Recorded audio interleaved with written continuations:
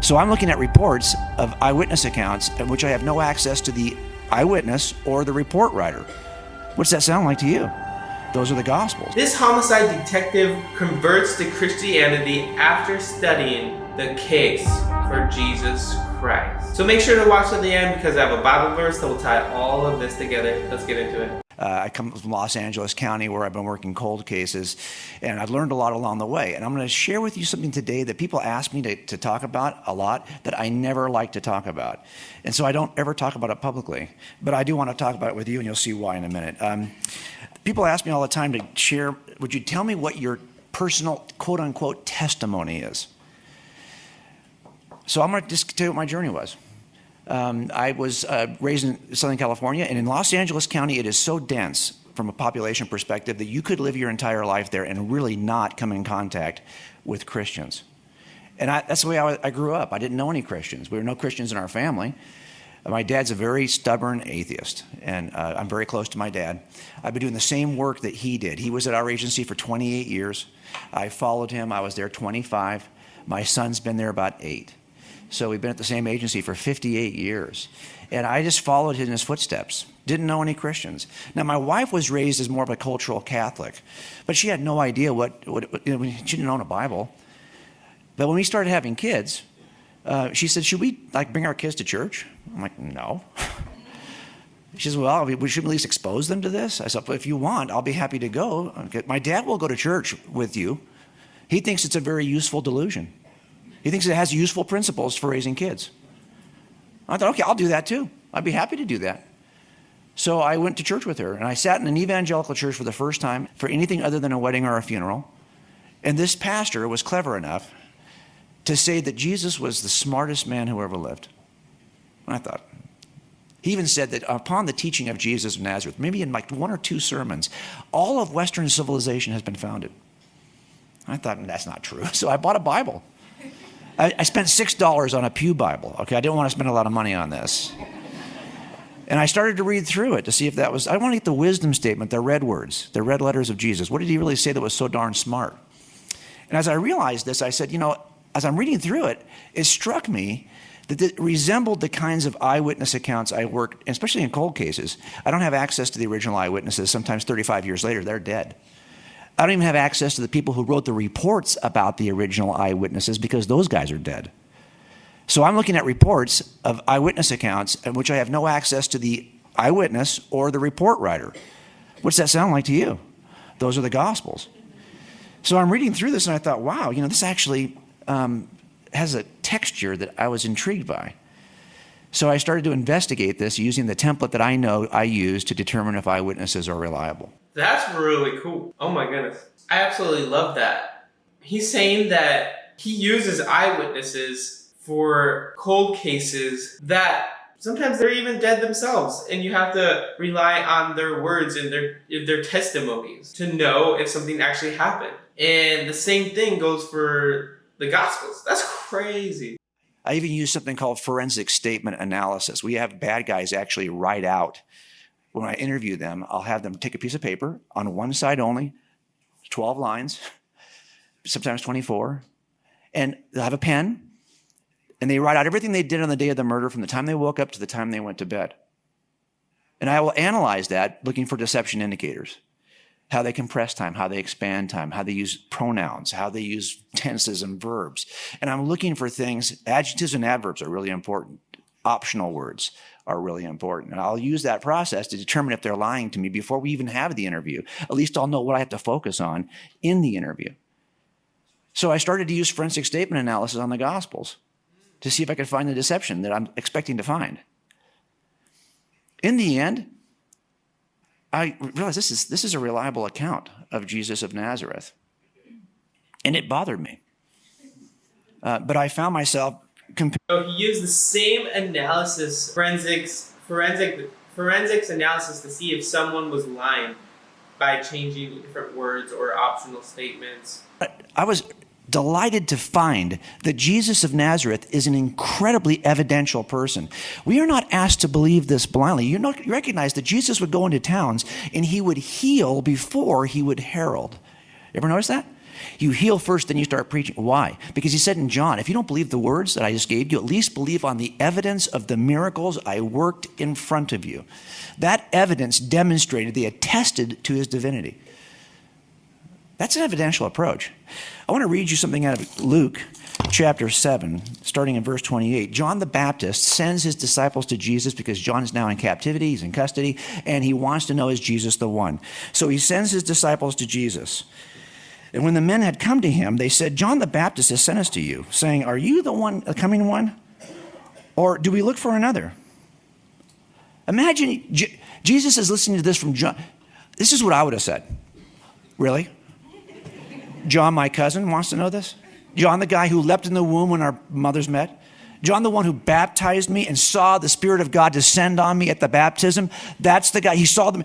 John, the one who sent all of you guys to me? You realize, by the way, all of your guys are with me now, okay? You 3 guys are coming from John, are the last ones over there, okay? Everybody else is over here. This is the guy who wants to know if I'm the one? Remember, when you're talking as a detective, you're not just listening to what people say to you, but what they could say but don't. So I'm thinking, what could Jesus say in response to this?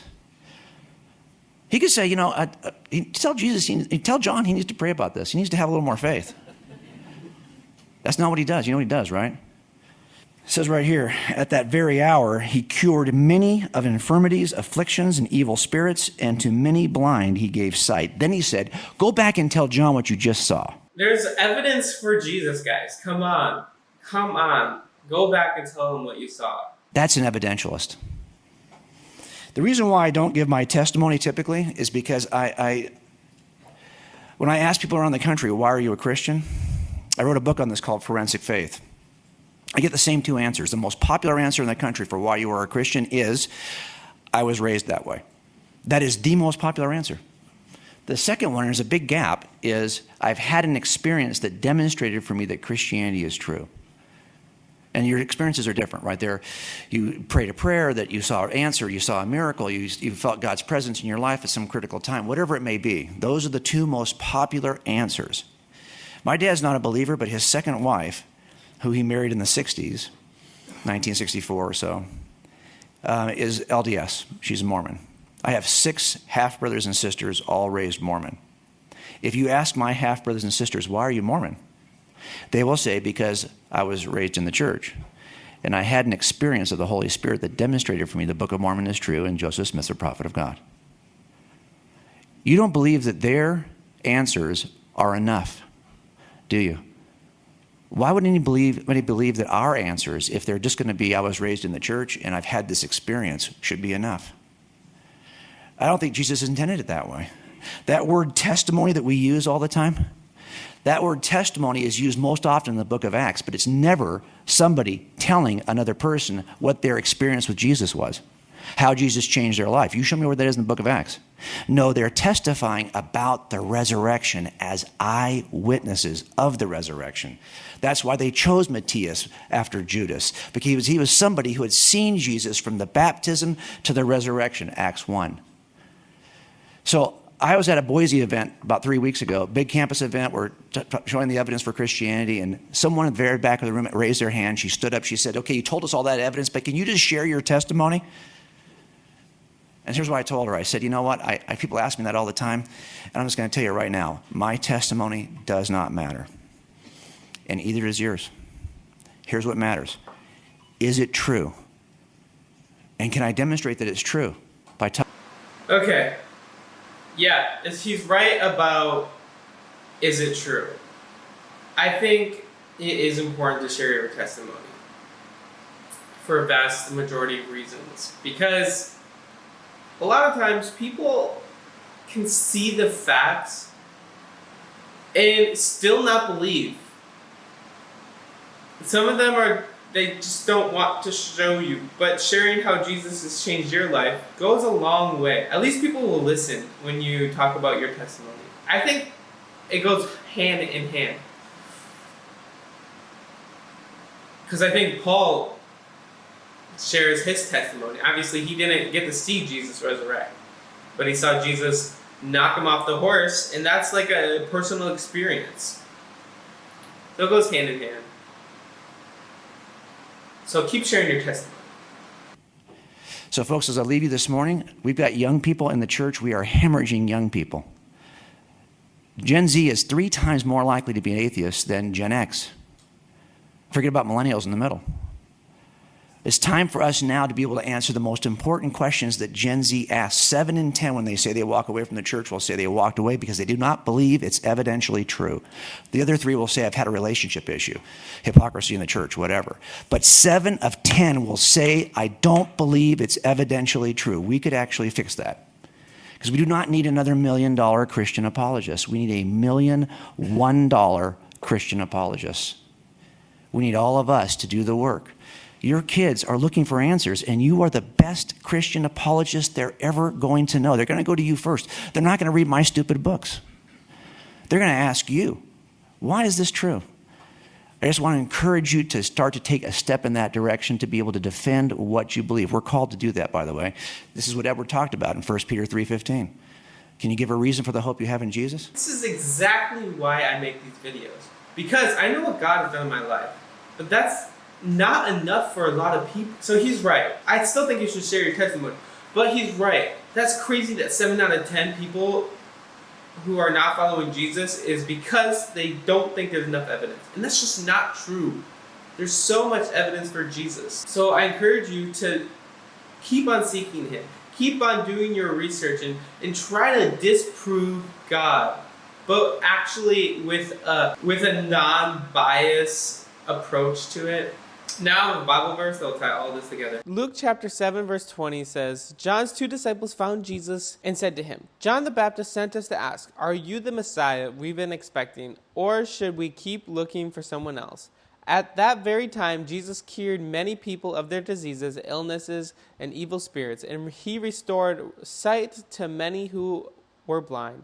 Then he told John's disciples, go back and tell John and tell them what you have seen and heard. The blind see, the lame walk, those with leprosy are cured, and deaf hear, the dead are raised to life, and the good news is being preached to the poor. So good. So go to God today. Know that he loves you. And if you want to decide to follow Jesus, go in the description below. You can click that, and that gives you an option to walk through how to follow Jesus. It would be great. And guys, comment down below your thoughts on this. I would love to hear them. And please subscribe. I'd love for you to come along this journey with me. It means the world. And guys, you might like this video here and my testimony.